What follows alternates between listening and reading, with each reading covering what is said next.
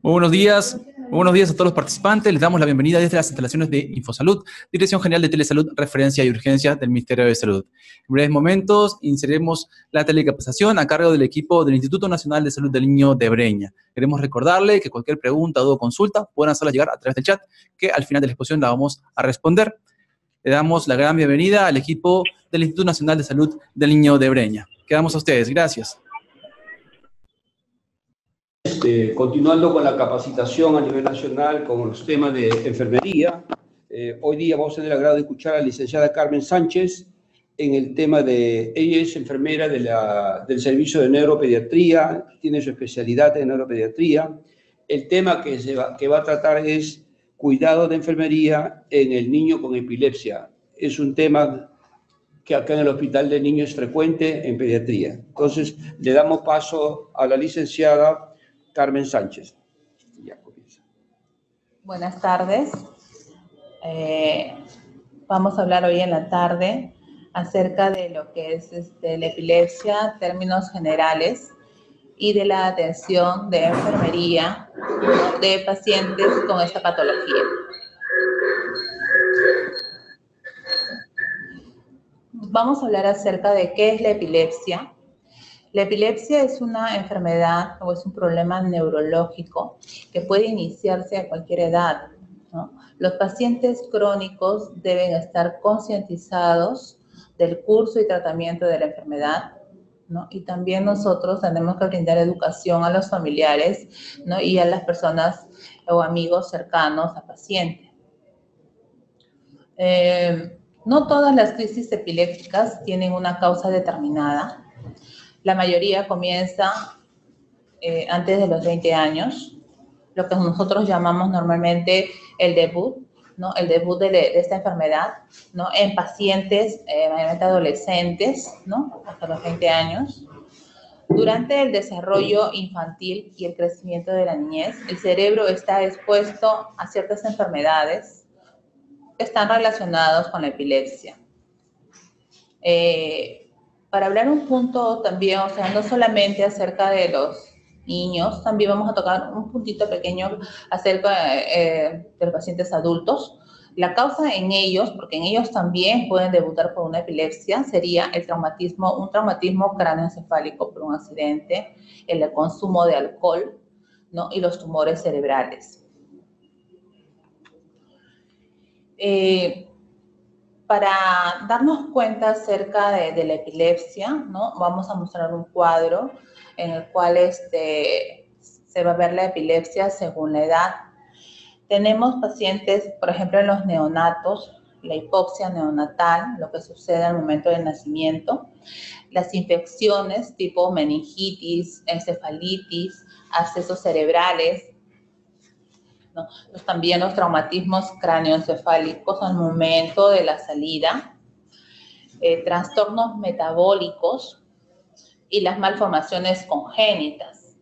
En la infancia vamos a tener las crisis febriles, las infecciones, los traumatismos cráneoencefálicos que pueden, como a esta edad los chicos están en toda la actividad, juegos bruscos pueden ocasionar caídas que pueden llevar a tener un traumatismo cráneoencefálico.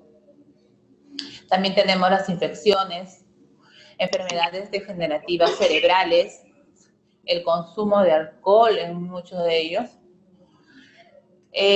La adolescencia, igualmente los traumatismos cráneoencefálicos, las infecciones, enfermedades degenerativas y el consumo de alcohol. A partir de los 18 a 35 años, también estamos con los traumatismos cráneoencefálicos por caídas, juegos bruscos, el consumo de alcohol, los tumores cerebrales. De 35 a 50 años tenemos también los tumores cerebrales, los accidentes cerebrovasculares, trastornos metabólicos y el alcoholismo. A partir de los 50 años para adelante, los accidentes cerebrovasculares. Es muy importante saber, ¿no? Y detectar los síntomas más frecuentes, ¿no? En estas crisis epilépticas, ¿no? Para prever. Y los síntomas más frecuentes, por ejemplo, uno de ellos son las convulsiones, rigidez corporal, precedida de cambios de humor, irritabilidad, mirada fija o cefalea. De pronto nuestro paciente está conversando con nosotros y vemos de lo que estaba hablando, se torna callado, se pone un poco más colérico, fija la mirada, refiere que tiene cefalea, ya nos está dando un indicio. De pronto sucede también una caída súbita, estamos hablando con el paciente y de pronto surge una caída. Pérdida del control de esfínteres. Nuestro paciente está conversando y de pronto se relajan los esfínteres, empieza a orinar, ¿no? O espontáneo. Fiebre alta. También tenemos lo que es la sudoración, náuseas, palidez, falta de tono muscular. Nuestro paciente está parado frente a nosotros y de pronto lo vemos todo flácido, ¿no? No tiene ese tono muscular adecuado, ¿no? No tiene estabilidad.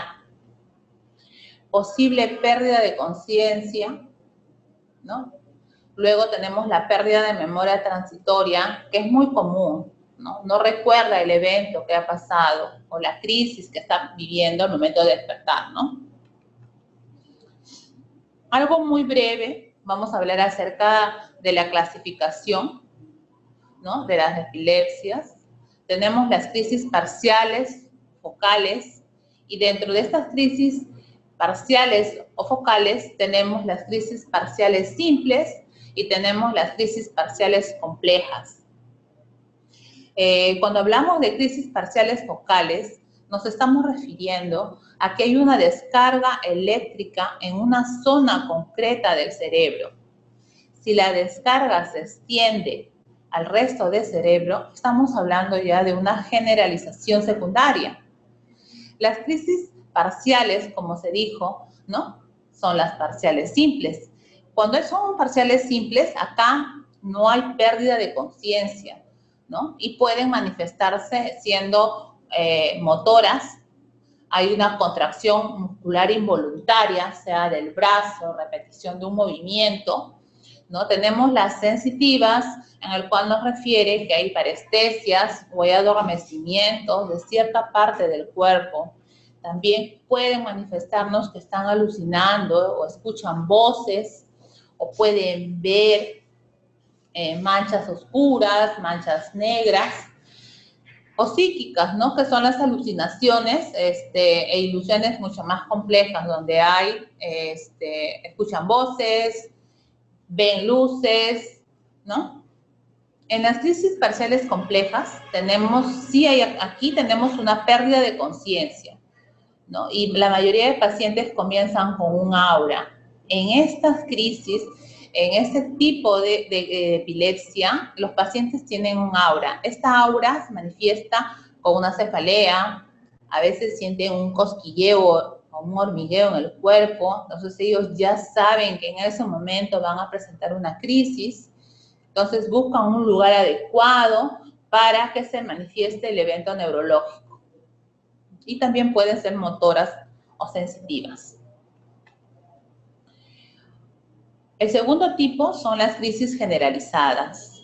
Y dentro de las crisis generalizadas tenemos las crisis de ausencia, tenemos las mioclonías, tenemos las tónicas, tenemos las clónicas, tenemos las tónicas clónicas, ¿no? Cuando hablamos de crisis generalizadas, desde un principio tenemos que tener en cuenta que hay una descarga en ambos hemisferios cerebrales, ¿no? Crisis de ausencia, pérdida de conciencia, acompañada de movimientos involuntarios repetitivos.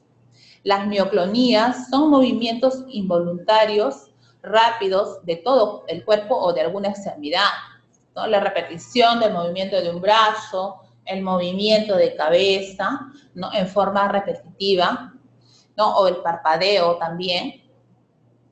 Cuando hablamos de tónicas, hay una hipertonía generalizada, ¿no? Pero algo muy importante, el paciente lo manifiesta con un grito. Es tanta la rigidez y el dolor que él lo manifiesta con un grito, ¿no? Y este grito es característico, es un grito de horror y dolor. En las clónicas tenemos una contracción simétrica de las extremidades. En las tónico-clónicas, también denominadas crisis gran mal, comienza una fase tónica y después una fase clónica. Y esto todo también podría preceder con un aura. Aquí se produce pérdida de conocimiento, en muchos casos cianosis, pero lo que sí existe es relajación de esfínteres. Hoy en día el tratamiento se ha ido modernizando, ¿no? Hasta los años 50 la epilepsia era tratada con fenobarbital y con las hidantoínas. Hoy, en la década ya a partir de los 90, surgen una serie de nuevos antiepilépticos que intentan incrementar la eficacia del tratamiento y reducir, ¿no?, a lo mínimo los efectos secundarios. Previo a este adelanto y un conocimiento de lo que es la patología, nosotras como enfermeras podemos ya hacer nuestros protocolos de atención, ¿no?, para nuestros pacientes. Nuestra atención durante una crisis epiléptica, cuando decimos dejar tumbado al paciente y retirar objetos para evitar que se golpee, tumbado quiere decir porque cae bruscamente, y lo que tenemos nosotros que hacer es retirar todo lo que esté alrededor del paciente para evitar que se lastime. Lo ideal sería colocarle algo debajo de la cabeza para que no se lesione, porque el movimiento es repetitivo y debido a la caída ya hay una lesión, y si continúa el movimiento, porque la crisis es así, no podría lesionarse la cabeza. Si se puede colocar algo blando de la cabeza, ideal. Luego viene el control de la crisis, ¿no? Desde el momento del inicio, la duración y la pérdida del control de los esfínteres, lo que llamamos la relajación de esfínteres, ¿no? Eso es muy importante, contar desde el momento que ocurrió, cuántos minutos ha transcurrido y qué cosa ha presentado el paciente. Cianosis, relajación de esfínteres, ¿no? Otra de las actividades que tenemos que hacer es aflojar prendas de vestir que opriman, principalmente a veces los cuellos, las corbatas, las correas de los pantalones, ¿no?, para poder favorecer la respiración. Lo ideal es evitar que se muerda la lengua, y lo ideal también es colocar un pañuelo dentro de los dientes para evitar esto. Pero si no se pudiera, estar pendientes en qué momento el paciente, durante su movimiento, puede abrir la boca y observar si tiene algo y si se puede retirar, ¿no? Teniendo mucho cuidado de meter los dedos porque nos pueden prensar y se puede producir un daño a la persona también que quiera ayudar. Todo eso lo hacemos para poder mantener una vía aérea permeable. En ningún momento y por ningún motivo se tiene que impedir que el paciente continúe con su evento neurológico, o sea, su crisis, ¿no? No sujetarlo, porque sí, ahí podríamos ocasionar que el paciente se pueda fracturar. Dejar que el paciente termine su crisis, termine de convulsionar. Después de esta crisis, después de presentar esta crisis, nosotros tenemos que procurar dar un ambiente tranquilo al paciente. Tenemos que colocarlo en un ambiente poco iluminado, pero sí que haya mucha observación, ¿no? Ponerlo en un lugar seguro, controles de signos vitales, que es básico, mantener lo que es una vía aérea permeable. Pero si a pesar de todos esos cuidados, nuestro paciente continúa, después de lo ocurrido 5 minutos, nuevamente presenta una crisis, ahí sí tenemos que pensar en la posibilidad de hospitalizarlo. En el Hospital del Niño, para que un paciente se hospitalice, lo damos o se da de dos formas, ¿no? Uno es por consultorios externos y la otra es por servicio de emergencia. Cuando hablamos de consultorios externos, hablamos que un paciente viene a su control y en el momento del examen con el especialista presenta una convulsión que dura más de 5 minutos o un periodo de descanso de 3 minutos y nuevamente presenta la convulsión. Si el servicio de neuropediatría cuenta con una cama disponible, inmediatamente el especialista coordina para su hospitalización y tratamiento. De no ser así, el siguiente paso es derivarlo al servicio de emergencia, en el cual le van a brindar, según protocolo, todo lo que es la atención. El paciente de emergencia, el paciente con epilepsia, el paciente neurológico, ¿no?, pasa a nuestro servicio previa coordinación con el servicio de neuropediatría y con el servicio de enfermería, si tenemos la disponibilidad de camas. Hay muchos diagnósticos, ¿no?, establecidos ya en el servicio de neuropediatría, pero uno de ellos, el principal, es el riesgo, ¿no?, es un diagnóstico de enfermería, el riesgo de alteración de la perfusión tisular cerebral relacionado a la patología de fondo, en este caso la epilepsia. Nuestro objetivo es mantener oxigenación cerebral adecuada en nuestro paciente, para lo cual nosotros vamos a hacer las siguientes actividades: monitoreo de signos vitales, temperatura, pulso, saturación, ¿no?, y el balance hídrico estricto, porque normalmente cuando ingresa de emergencia el paciente ingresa en NPO porque está bajo sedación, ¿no? Tenemos que tener una evaluación neurológica, ¿no?, que consiste pues en la escala de coma de Glasgow, cómo está ingresando nuestro paciente, ¿no?, si al llamado o está demasiado a veces sedado, ¿no?, mantener una vía venosa permeable, un acceso venoso permeable de buen calibre en nuestro paciente pediátrico para la administración de tratamiento, que en este caso es todo lo que es anticonvulsivos. Luego tenemos la monitorización de crisis, de las crisis, para lo cual nosotros contamos con una hoja en el cual registramos todos los eventos neurológicos, es decir, todas las crisis que pueda presentar.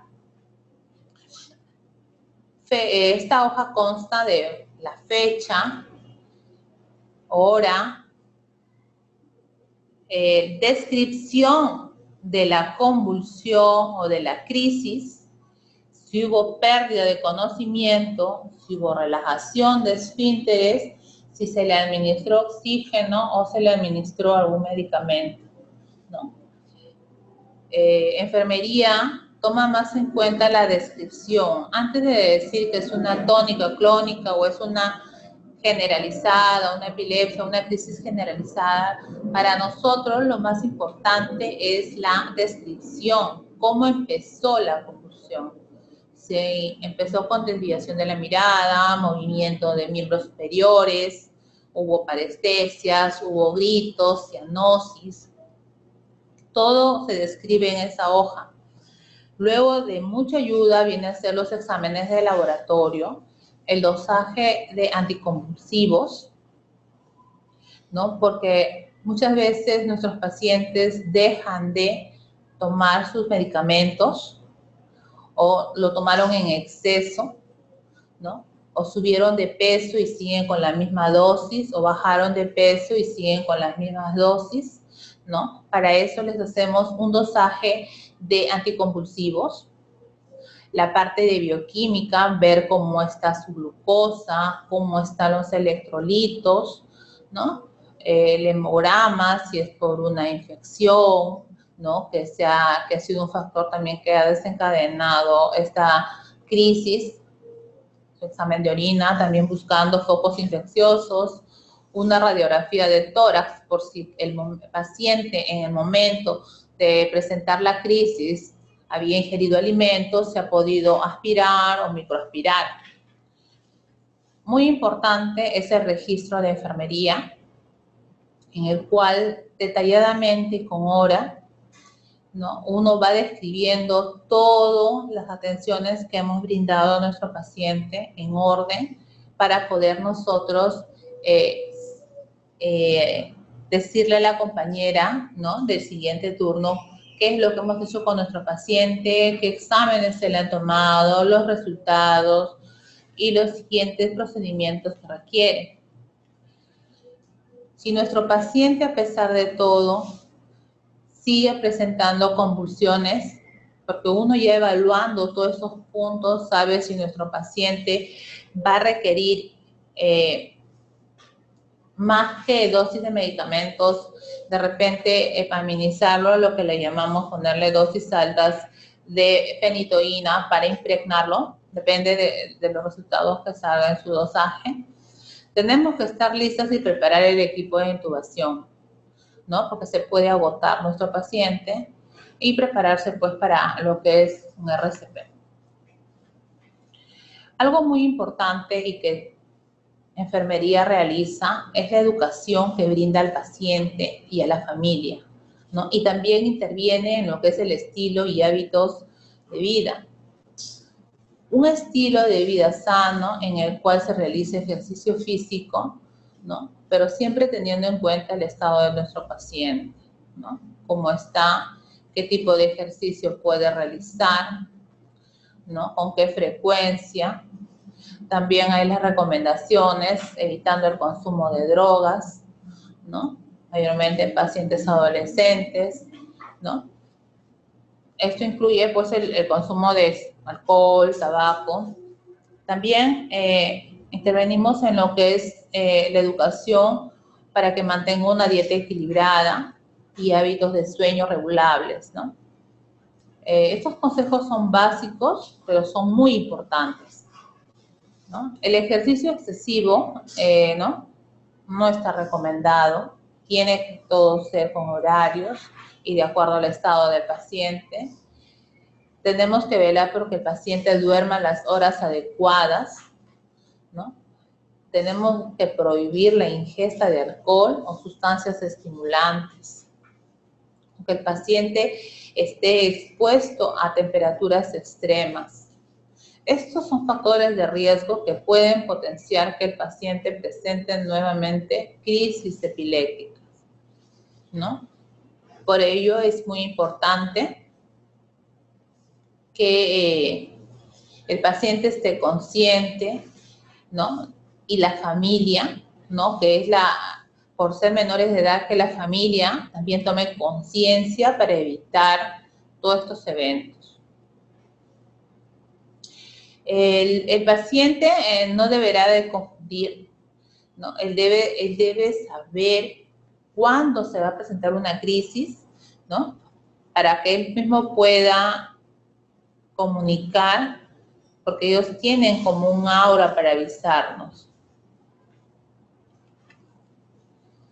La educación familiar muchas veces es difícil, porque a veces nuestros pacientes solamente están con la mamá o con el papá, pero eso no nos debe minimizar, ¿no? Siempre debemos animar al paciente a que converse, sea con el papá o la mamá o el tutor que lo tiene a cargo, y también recomendar al familiar que hable con los amigos y compañeros cercanos a él para que puedan ayudarlo y que sepan qué hacer en el momento de una crisis epiléptica.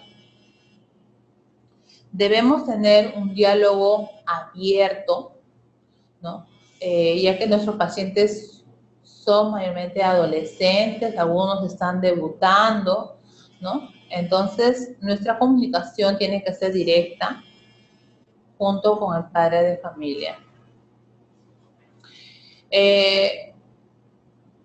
El paciente crónico puede llevar una vida normal siempre y cuando cumpla todo lo anterior dicho, ¿no?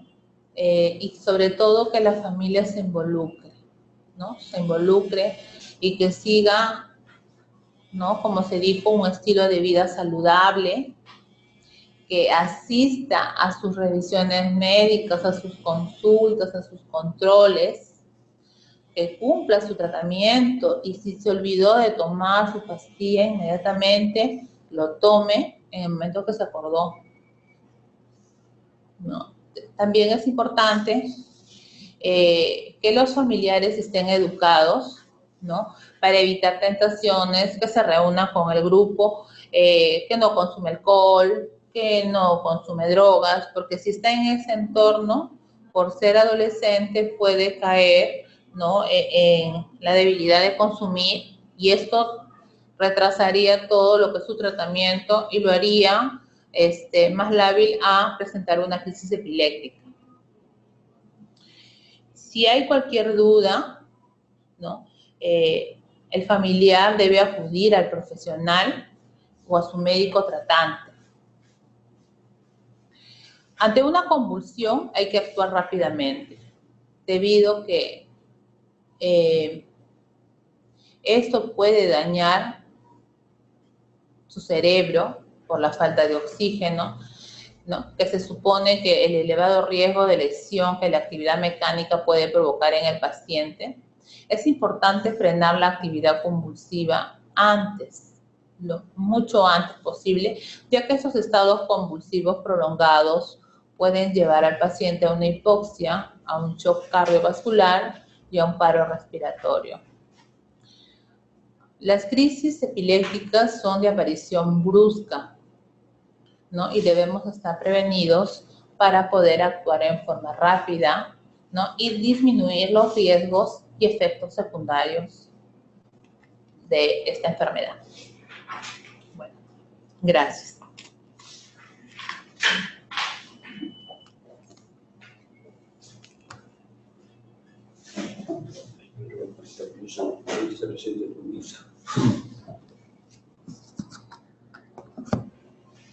Doctor Arteaga, ¿alguna pregunta? ¿Qué tal, doctor Luján? Saludos de la Dirección de Infosalud. Licenciada Carmen Sánchez Nahuamán, felicitaciones por la excelente exposición. El tema es muy importante, los cuidados en la enfermería del paciente epiléptico. Bueno, si por favor podría quizás hacernos un repaso de cómo es la evaluación, qué no debe faltar en la evaluación de un paciente que convulsionó. ¿Cómo? Disculpe. La evaluación. ¿Cómo no se ¿Qué no debería faltar en la evaluación de enfermería de un paciente que ha convulsionado?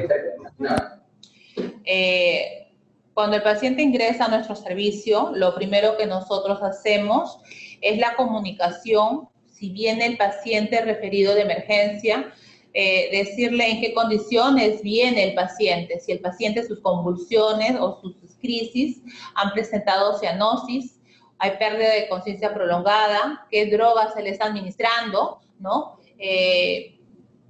Y para poder crear el ambiente, un ambiente con oxígeno, un ambiente, de repente, si nos reportan que el paciente presenta gritos al momento de la convulsión, no lo podemos poner con un paciente que no presenta ese tipo de convulsiones, porque no le hace bien al paciente menor de 5 años, si en este caso fuera un adolescente. Entonces tenemos que crear un ambiente tranquilo, baja luz, nada de estímulos, ni ruidos, ni olores fuertes, ¿no? Es la evaluación que hacemos antes de recibirlo. Cuando recibimos al paciente en el servicio de neuropediatría, ¿no? Revisamos al paciente la evaluación neurológica, cómo está su sensorio, cómo está viniendo, si está sedado, porque muchas veces convulsionan y lo están trayendo medio somnoliento. Si necesita apoyo de oxígeno, pues ya como nos avisaron, tenemos preparado el ambiente, le colocamos oxígeno. ¿no? Eso es mayormente nuestra preparación al servicio de nuestro paciente, verificar que tenga un acceso venoso permeable, ¿no? De buen calibre, ¿no? Mayormente en los pacientes pediátricos, para nosotros un buen calibre es un calibre número 22, debido a la edad, ¿no? También, ¿qué medicamentos le administró antes de subir para estar, pendientes? Porque muchos de los medicamentos que les administran, que es el midazolam o el diazepam, son depresores respiratorios. Y si nos dicen que le han administrado el midazolam hace 15 minutos, nosotros en el servicio tenemos que brindarle el apoyo de oxígeno, que es básico, ¿no? Muy interesante. ¿Cuán especializado es su trabajo, licenciada, con respecto al monitoreo que se realiza en pacientes epilépticos? ¿Qué es lo que nunca debe faltar? No deben dejar de monitorizarse. ¿Qué es lo que nunca se debe dejar de monitorizar? Son los signos vitales. Temperatura, frecuencia cardíaca, cómo está saturando. Porque nuestro paciente con epilepsia, como ya dije, la presentación son diferentes, ¿no? Un simple movimiento de cabeza nos puede decir si está convulsionando, y si saturamos y la saturación está menos de 90%, sí estamos confirmando que está convulsionando, y si vemos que está con taquicardia, también es otro signo vital que nos está diciendo que está convulsionando a nuestro paciente, ¿no? Es monitorizarlo, los signos vitales de nuestro paciente, ¿no? Otro de los aspectos es el diálogo con la familia, ¿no? Porque acá en el Hospital del Niño trabajamos niño, madre, padre, es decir, incluso a veces toda la familia, ¿no? Por la preocupación del evento, ¿no? Eso es lo que hacemos acá en el servicio, ¿no? De neuropediatría. Muy importante, licenciada Carmen Sánchez. Con respecto a la educación a la familia, ¿qué consejos podemos darle nosotros como profesionales de salud, en este caso a los papás, para que puedan llevar esta enfermedad en casa? Como dije, la epilepsia se presenta en cualquier edad. Puede ser un niño normal, pero de pronto la mamá lo trae porque tuvo una caída, lo ve extraño, no conversa, o presenta los movimientos que dice la mamá. Lo importante aquí es que la mamá nos cuente a nosotros detalladamente todo lo que ha pasado y la orientación a ella, es decir, durante la hospitalización, es el tratar de evitarle a ella, al paciente, que ella, por ejemplo, traiga problemas al niño, ¿no? Preocupaciones, darle toda la tranquilidad posible, y la entrevista que tenemos con la mamá para que nos cuente desde que nació el paciente, porque eso es la labor que hace la enfermería, ¿no? La entrevista con la mamá, una conversación con ella para que ella se sincere. ¿Qué pasó? De repente su hijo, si es adolescente, ha consumido una droga, ¿no? O de repente en su familia hay alguien que ha tenido epilepsia y a veces no lo quiere decir por vergüenza, pero la enfermera tiene los medios para poder llegar a la madre y a la familia y que se sincere, porque todo eso nos va a conllevar a la mejoría de nuestro paciente, ¿no? Porque si nos dice un ejemplo, nos dice que consumió una droga, entonces vamos yendo por ahí una intoxicación, ¿no? Un examen que le podemos pedir, ¿no? Eso es, ¿no? Trabajar con la madre, ¿no? En base a entrevistas, a una conversación, ganarnos la confianza de la mamá, ¿no? Y sobre todo hacerla sentir de que estando en la institución vamos a dar al 100% para la recuperación, ¿no? Y hallar qué es lo que le está pasando a su niño. Muchas gracias, licenciada. Con respecto a qué monitoreo puede hacer la mamá del paciente que está al tanto de la dieta, qué lo consume, evitar los desencadenantes también de las crisis, anotar, ¿no? Cuándo son las convulsiones, qué tipo de convulsiones puede tener también, qué cuidados también para prevenir, entonces podemos nosotros enseñarles a los papás. Observar a su niño cuando está en casa, verle, la mamá al menos siempre están más pendientes, ¿no? Algún cambio que note en su niño, si es alegre, lo ve más apagado, duerme más de lo común, está malhumorado o de repente está, según la mamá, fija la mirada al techo y para la mamá dice está pensativo, ¿no? Decirle que no, que tenga en cuenta que esos son riesgos o son, más que riesgos, son signos y síntomas que está presentando y que no debemos dejarlo de lado y que para todo eso hay especialistas, ¿no? Y traerlo al hospital, ¿no? En el cual hay profesionales que lo van a orientar, ¿no? Y de acuerdo a la enfermedad lo van a derivar a qué lugar le tocaría ser tratado a su niño, ¿no? Muchas gracias, licenciada Carmen Sánchez. Están atentos entonces a próximas telecapacitaciones. Doctor Luján, quedamos atentos a ustedes. Muchas gracias. Solo una pregunta, señorita, licenciada, ¿sigue el uso frecuente de usar diazepam feno seguido o lo separan un tiempo? Sí, hoy en día en el servicio hemos dejado de usar el diazepam, estamos usando más el midazolam. Igual que el diazepam es un depresor respiratorio, pero es más volátil. Ambos, tanto el diazepam como el midazolam, como ya dije, son depresores respiratorios, ¿no? Pero el diazepam es un poco más, su acción es un poco más larga. En cambio, el midazolam es efectivo, pero es más volátil. Pero ambos, si se usa, necesita el apoyo de oxígeno, ¿no? Por lo menos unos 5 minutos después de la administración.